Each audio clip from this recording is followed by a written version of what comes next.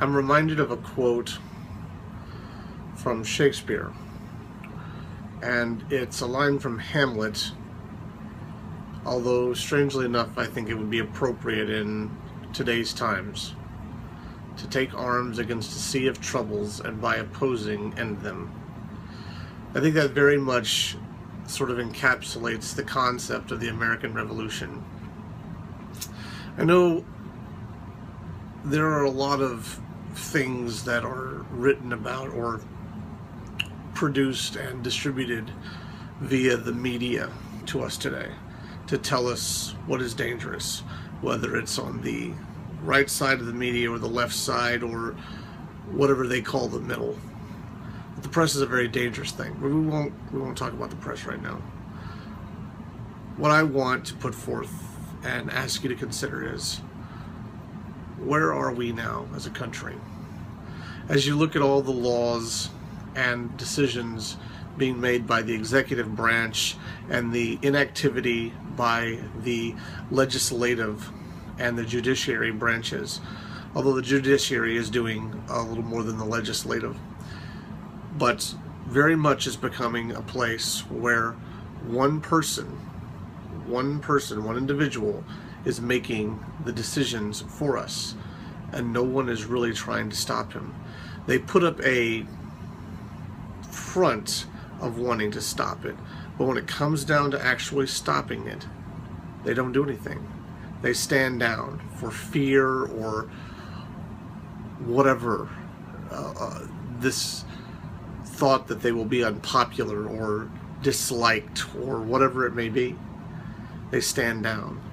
And when one person makes the decisions, it's called a monarchy or a dictatorship, depending on how you choose to phrase it.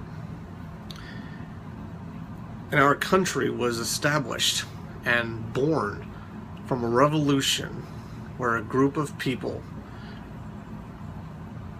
who ultimately became the founders of our country took arms against a king who was controlling their lives in every way, telling them how to live, what they had to do all the time, how their lives had to be lived.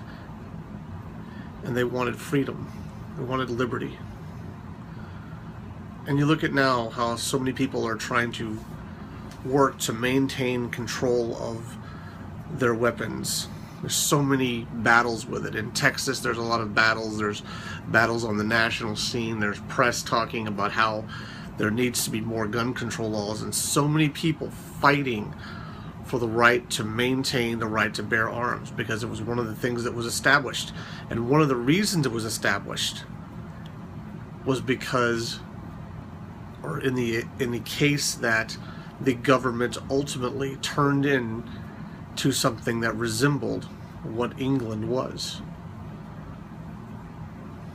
In other words, to prevent another revolution from having to occur. And yet here we are. So I guess it comes back to this question, that old timeless statement.